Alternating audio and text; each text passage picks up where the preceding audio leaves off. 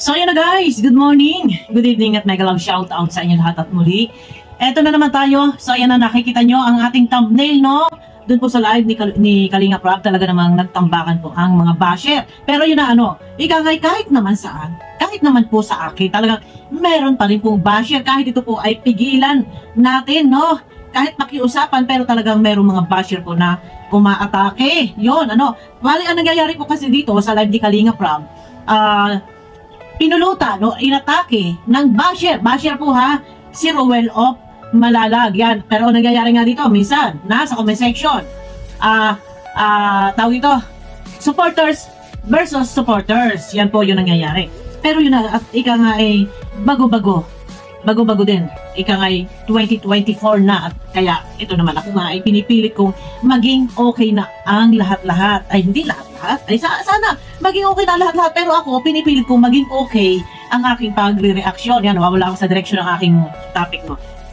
So ito na, doon sa live ni Kalinga Prab, maayos naman po ang live ni Kalinga Prab. At doon naman, wala namang, alam niyo naman, pag nagla-live si Kalinga Prab, napakaganda ng kanyang live. Yun nga lang po, may mga basher, no? Nang babas sila, kawalang respeto sa live po ni Kalinga Prab, no?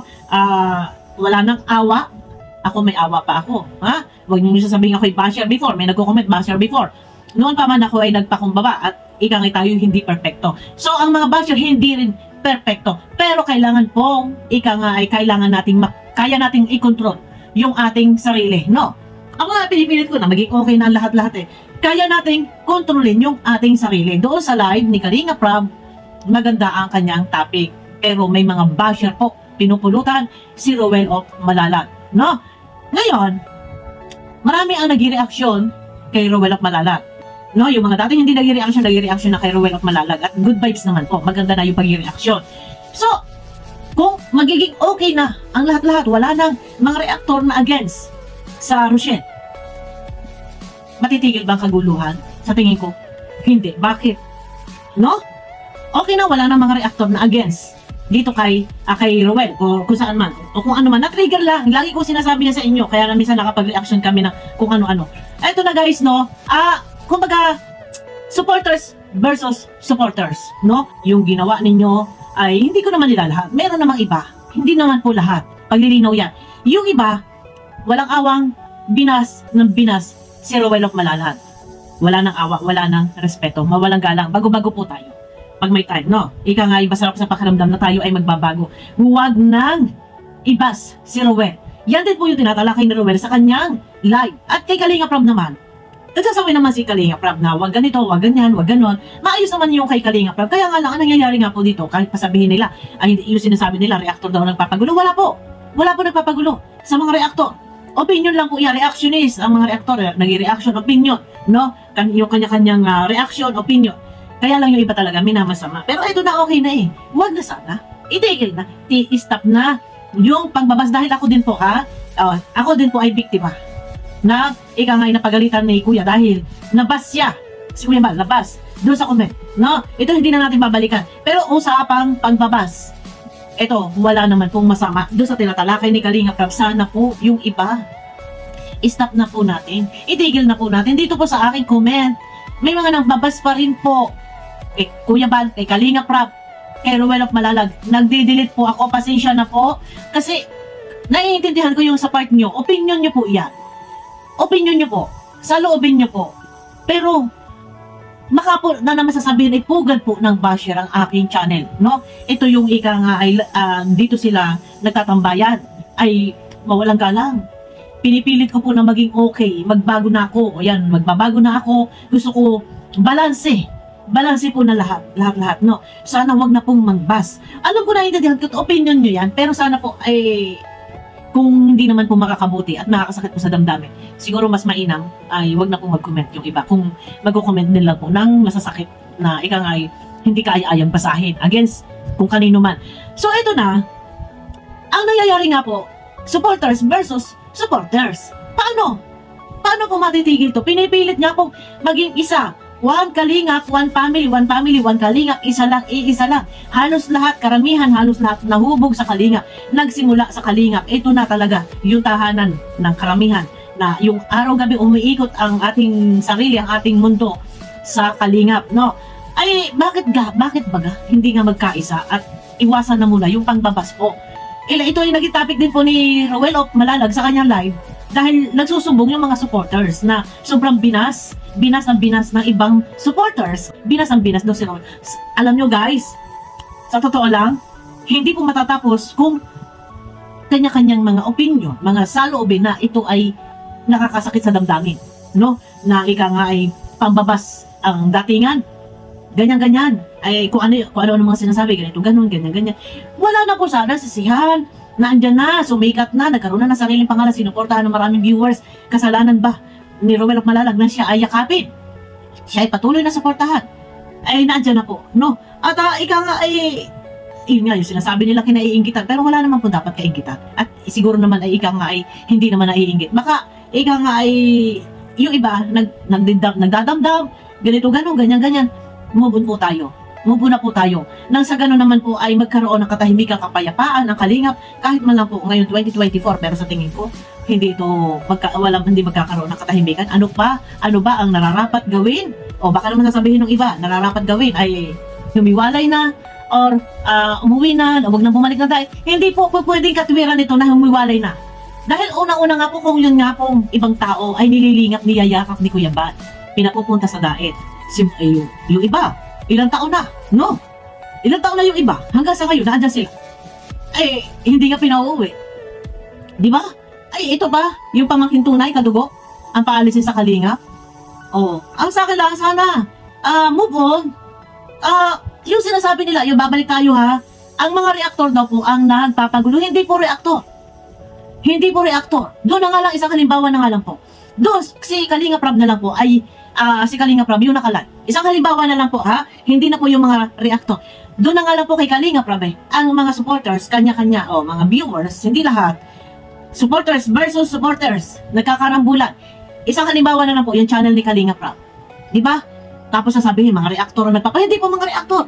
Isang halimbawa na nga lang po, yung channel po ni Kalingap Rab. Bakit po naando, Santa Bakmak, yung mga nangbas, no? Nangbabas sila. Ayun, mga supporters siya.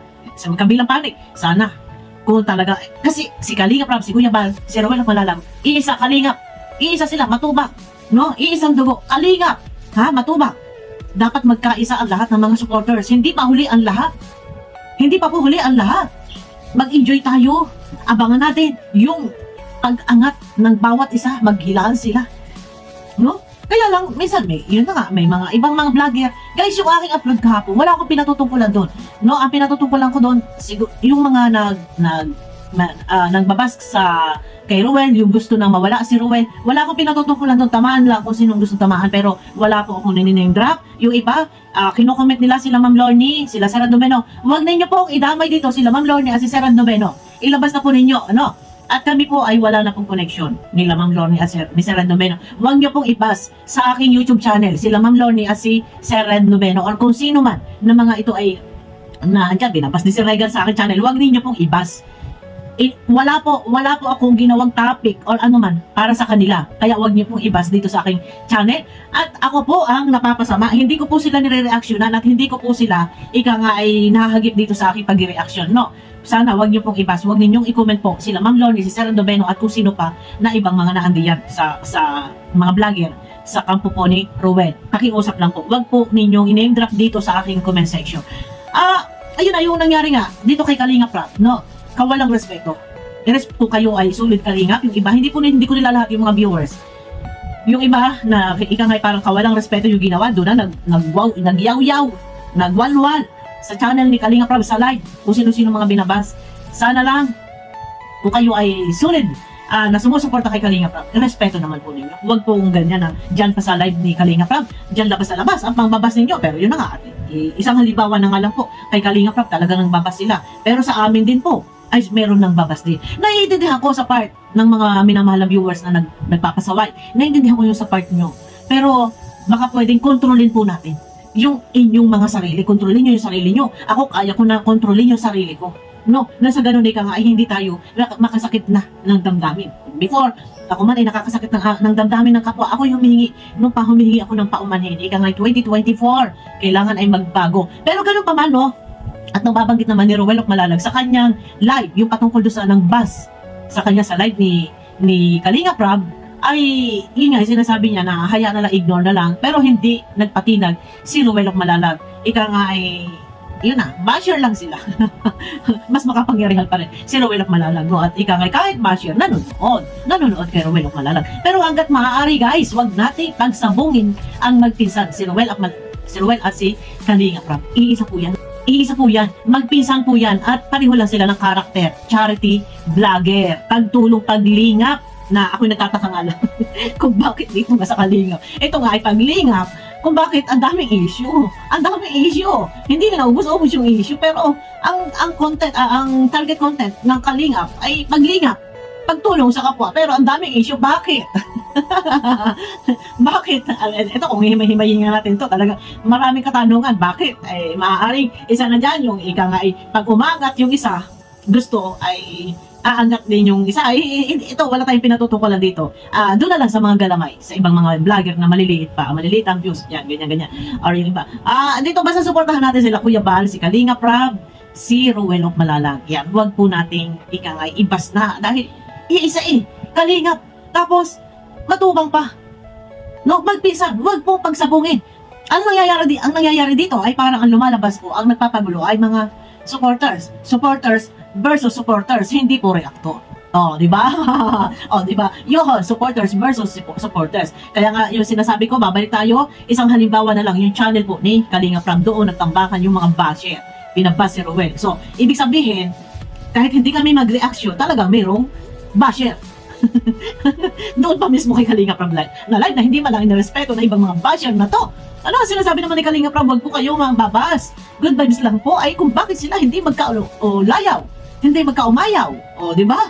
O, sige sila magbabas. So ito, mangangahulugan dito na hindi po reactor ang may problema.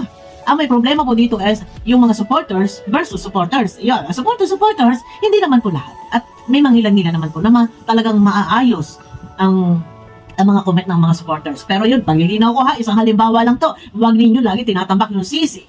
Kaya daw nagkakaroon ng gulo dahil sa mga reactor. Malinaw po ha, manood kayo sa live ni Ruel of Malalag, doon nga binabanggit, ang dami nagsusumbong ng mga Rochelle fans na siya ay binas doon sa live ni Kalinga Prab. Ay, itong mga basher na to, sinasaway ni Kalinga Prab, huwag kayong mabas, good vibes lang tayo. Ay, sige pa rin. O, ayan, di ba? O, ngayon, sa akin lang, sana, love, hindi pa huli ang lahat, guys. Ano sasabihin ng iba? Ay, si Bopin, ay, di ba dati basher ka? Ako ay na-trigger, hindi po ako basher. Ha? Yung sinasabi niyo na basher, na-trigger. Pero, ako ay humihingi ng pauman. Hindi pa huli ang lahat. Ayan, willing ako. Kailangan ipagtanggol si Ruel sa mga basher, pagtatanggol natin. Pero, in a good way naman, no? Good vibes. Yun, ganun lang. At yun na, love. Iisa lang yan. Magkasundo tayo. Enjoy lang tayo habang nanonood. Yan, comment ng magaganda. Yun, or sticker na lang. Yan. Tumatawa kayo dyan. May umiiyak kayo dyan. Ganun lang. Gawin nyo. So, yun na guys. Kita-kita tayo sa aking next video. Ingat kayo palagi sa mga sulok ng mundo naroon. Suportahan po natin si Kalinga Prab, si Ruel of Malalag, at syempre ang founder ng Kalingap, si Kuya Bal Santos Matubang. Guys, bye-bye!